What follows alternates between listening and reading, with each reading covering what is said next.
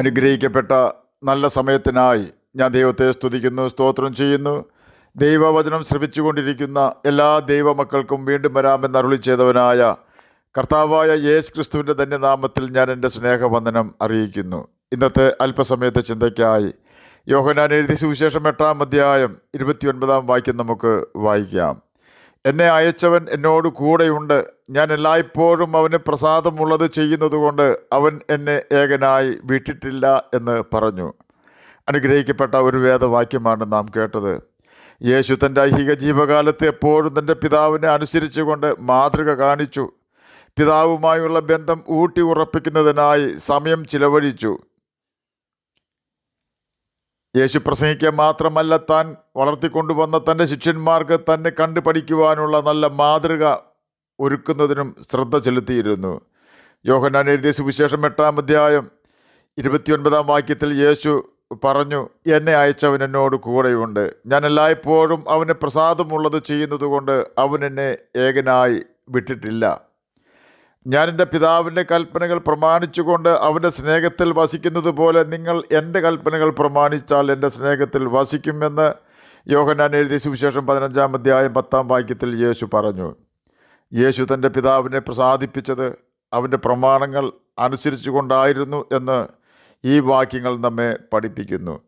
പുത്രൻ എന്ത് ചെയ്യണം എന്ന് പിതാവ് ആഗ്രഹിച്ചുവോ, അഥവാ മനുഷ്യവർഗത്തിൻ്റെ പാപത്തിൽ നിന്നുള്ള രക്ഷയ്ക്ക് പുത്രൻ ഭൂമിയിൽ വന്ന് എന്തെല്ലാം ചെയ്യണമായിരുന്നുവോ അതെല്ലാം പുത്രൻ നിവർത്തിച്ചു. ഗത്സമനയിൽ വെച്ച് പിതാവിൻ്റെ കയ്യിൽ നിന്നും മനുഷ്യവർഗത്തിൻ്റെ പാപവും ശാപവും ആയ പാനപാത്രം അവൻ മേടിച്ചു കുടിച്ചു. പുത്രൻ അപ്രകാരം ചെയ്തെങ്കിലേ പിതാവിനെ മനുഷ്യവർഗത്തെ നീതീകരിക്കുവാൻ കഴിയുമായിരുന്നുള്ളൂ. മനുഷ്യൻ്റെ പാപത്തിൻ്റെ പരിഹാരത്തിനായി യേശു യാഗമായി തീരണമായിരുന്നു. യേശു അതിനെ സ്വയം ഏൽപ്പിച്ചു കൊടുത്തു. രാജ്യത്തിൻ്റെ സുവിശേഷം പുത്രൻ ജനത്തോട് അറിയിക്കണമായിരുന്നു. യേശു അപ്രകാരം ചെയ്തു. യോഹന്നാൻ്റെ കൈക്കീഴിൽ കർത്താവായ യേശു ക്രിസ്തു സ്നാനം മുങ്ങണമായിരുന്നു. യേശു അത് ചെയ്തു. മുഖത്ത് തുപ്പൽ ഏൽക്കണമെന്ന് യെശയ്യാ പ്രവചനത്തിൽ യേശുവിനെക്കുറിച്ച് രേഖപ്പെടുത്തിയിരിക്കുന്നത് നിവൃത്തി വരുവാൻ യേശു അനുവദിച്ചു. യെശയ്യാ പ്രവചനം 50-ാം അധ്യായം 6-ാം വാക്യത്തിൽ, അടിക്കുന്നവർക്ക് ഞാൻ എൻ്റെ മുതുകും രോമം കത്തിരിക്കുന്നവർക്ക് എൻ്റെ കവിളും കാണിച്ചു കൊടുത്തു, എൻ്റെ മുഖം നിന്ദയ്ക്കും തുപ്പലിനും മറച്ചിട്ടുമില്ല. യഹോവയായ കർത്താവ് എന്നെ സഹായിക്കുമെന്ന് രേഖപ്പെടുത്തിയിരിക്കുന്ന കർത്താവായ യേശു ക്രിസ്തുവിനെക്കുറിച്ചുള്ള പ്രവചനങ്ങളെല്ലാം യേശു സഹിച്ചു. യെശയ്യാ പ്രവചനം 50-ാം അധ്യായം 6-ാം വാക്യത്തിലുള്ള യേശു ക്രിസ്തു അനുഭവിക്കണമെന്ന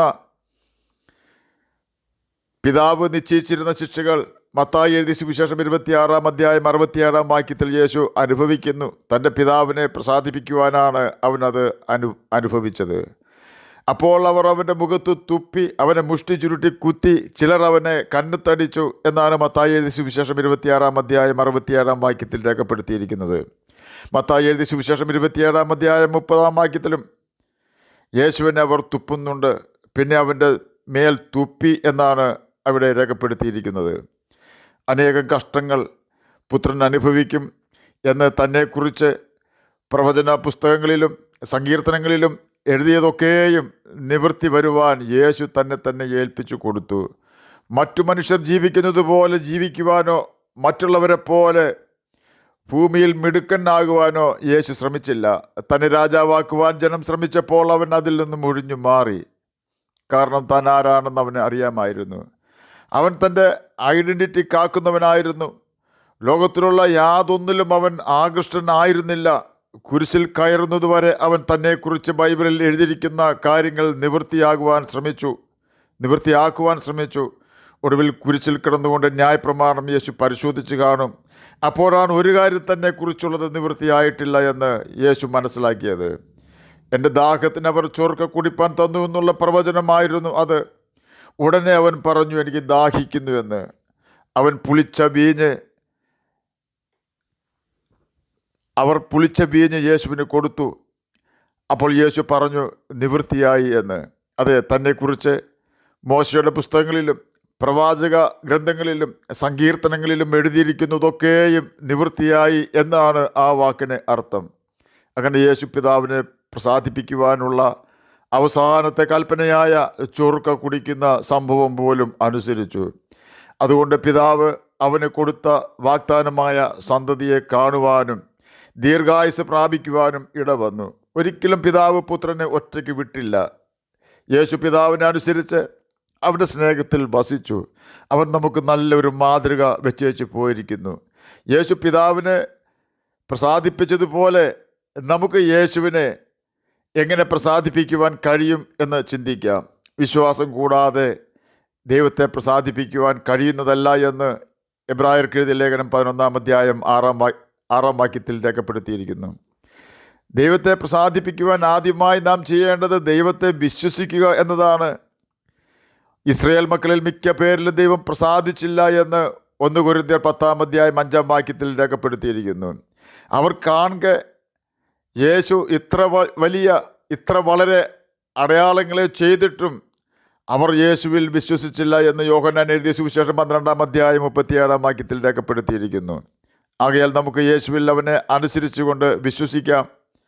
നമ്മുടെ വിശ്വാസം വർദ്ധിക്കുവാൻ വേണ്ടി നാം ചെയ്യേണ്ടതായ ചില കാര്യങ്ങൾ പറയുവാൻ ഞാൻ ആഗ്രഹിക്കുന്നു. ബൈബിൾ വായിക്കുക. അതാണ് നമ്മുടെ വിശ്വാസം വർദ്ധിക്കുവാനുള്ള ഏറ്റവും നല്ല മാർഗം. ബൈബിൾ വായിക്കുമ്പോൾ ചില കാര്യങ്ങൾ ചെയ്യരുത് എന്നും ചില കാര്യങ്ങൾ ചെയ്യണമെന്നും എഴുതിയിരിക്കുന്നത് നമുക്ക് കാണുവാൻ കഴിയും. ആ കാര്യങ്ങൾ കൃത്യമായി നാം അനുസരിച്ചാൽ യേശു ആരാണെന്ന് യേശു തന്നെ നമുക്ക് വെളിപ്പെടുത്തി തരുമെന്ന് യോഹന്നാൻ എഴുതിയ സുവിശേഷം 14-ാം അധ്യായം 21-ാം വാക്യത്തിൽ യേശു തന്നെ പ്രസ്താവിച്ചിരിക്കുന്നു. നാം ബൈബിൾ വായിക്കുമ്പോൾ അനുസരിക്കണമെന്ന് പറയുന്ന ചില കാര്യങ്ങൾ ഇവിടെ പ്രസ്താവിക്കുവാൻ ഞാൻ ആഗ്രഹിക്കുന്നു. ദൈവം വിശുദ്ധനാകിയാൽ നാം വിശുദ്ധരായി തീരണം. മോശമായ വാക്കുകൾ പറയുന്ന വ്യക്തികൾ അവരുടെ ഹൃദയത്തിൽ നിന്നാണ് അത് പറയുന്നത്. അപ്രകാരം മോശമായ വാക്കുകൾ പറയുന്ന സ്വഭാവം നമ്മെ അശുദ്ധരാക്കി തീർക്കുന്നു. മറ്റുള്ളവരെ മൂഢൻ എന്ന് പറഞ്ഞ് ആക്ഷേപിക്കുന്നത് പാപമാകുന്നു. അങ്ങനെ പറയരുത് എന്ന് ബൈബിൾ നമ്മെ പഠിപ്പിക്കുന്നുണ്ട്. എല്ലാവരോടും കരുണ കാണിക്കണമെന്ന് ബൈബിൾ നമ്മെ പഠിപ്പിക്കുന്നു. നാം അത് അനുസരിക്കണം. എന്നാൽ ദൈവം നമ്മോടും കരുണ കാണിക്കും. നാം കരുണ കാണിച്ചില്ലെങ്കിൽ നമുക്കും കരുണ ലഭിക്കുവാൻ സാധ്യത വളരെ കുറവാണ്.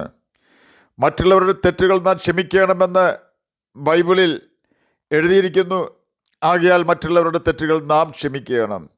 എന്നാൽ മാത്രമേ നമ്മുടെ തെറ്റുകൾ സ്വർഗ്ഗസ്ഥനായ നമ്മുടെ പിതാവ് ക്ഷമിക്കുകയുള്ളൂ.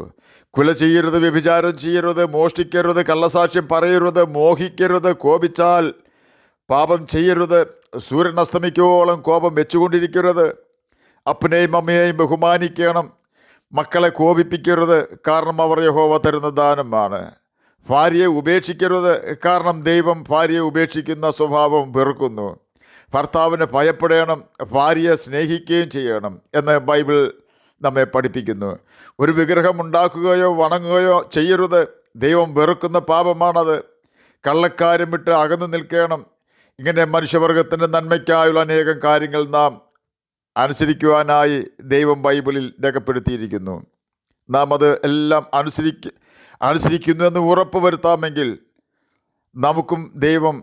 നമുക്കും ദൈവത്തെ പ്രസാദിപ്പിക്കുവാൻ കഴിയും. അനുസരിക്കണമെന്ന് ബൈബിളിൽ പറഞ്ഞിരിക്കുന്ന ചില കാര്യങ്ങൾ ഞാനിവിടെ പ്രസ്താവിച്ചു എന്നേ ഉള്ളൂ. നാം ഇതെല്ലാം അനുസരിച്ചാൽ നിശ്ചയമായും യേശുവിനെ ഏകനായി വിടാതിരുന്ന സ്വർഗീയ പിതാവ് നമ്മെയും ഏകരായി വിടുകയില്ല. അവൻ നമ്മെ കരം പിടിച്ച് നടത്തും. നടക്കേണ്ടുന്ന വഴി നമുക്ക് കാണിച്ചു തരും. ഓർക്കുക, കർത്താവിൻ്റെ വരവ് ഏറ്റവും അടുത്തിരിക്കുന്നു. പൂർണ്ണ ജാഗ്രതയോടെ യേശുവിനെ അനുസരിച്ചുകൊണ്ട് അവനെ നമുക്ക് പ്രസാദിപ്പിക്കുവാൻ ഉത്സാഹിക്കാം. അതിന് കർത്താവ് നമ്മെ സഹായിക്കട്ടെ എന്ന് പ്രാർത്ഥിച്ചുകൊണ്ട് ഞാൻ എൻ്റെ വാക്കുകളിൽ നിന്ന് വിരമിക്കുന്നു. നമുക്ക് പ്രാർത്ഥിക്കാം. ഞങ്ങളെ സ്നേഹിക്കുന്ന സ്വർഗീയ പിതാവേ, നല്ല വചനത്തിനായി അങ്ങയെ സ്തുതിക്കുന്നു, സ്തോത്രം ചെയ്യുന്നു. അങ്ങയെ പ്രസാദിപ്പിച്ച് ജീവിക്കുവാൻ വേണ്ട ദൈവകൃപാടിയുടെ മടിയനെ കേൾക്കുന്ന അങ്ങനെ കുഞ്ഞുങ്ങൾക്കും കർത്താവെ നൽകി തന്ന് സഹായിക്കണമെന്ന് പ്രാർത്ഥിക്കുന്നു. അങ്ങയുടെ വചനം വായിച്ച് അങ്ങയുടെ വചനം അനുസരിച്ച് ജ്യോതിഷികളെപ്പോലെ തിളങ്ങുവാൻ ഞങ്ങളെ സഹായിക്കണമേ. രോഗത്താൽ ഭാരപ്പെടുന്നവർക്ക് രോഗസൗഖ്യം കൊടുക്കണമേ. സമാധാനമില്ലാത്തവർക്ക് സമാധാനം കൊടുക്കണമേ. പീഡ അനുഭവിക്കുന്ന സകല ജനത്തിനും അങ്ങ് ആശ്വാസം കൊടുക്കണമെന്ന് പ്രാർത്ഥിക്കുന്നു. പ്രാർത്ഥന കേട്ടതിനായി സ്തോത്രം. യേശുവിൻ്റെ നാമത്തിൽ തന്നെ ആമേൻ. കർത്താവ് എല്ലാവരെയും അനുഗ്രഹിക്കട്ടെ. സ്തോത്രം.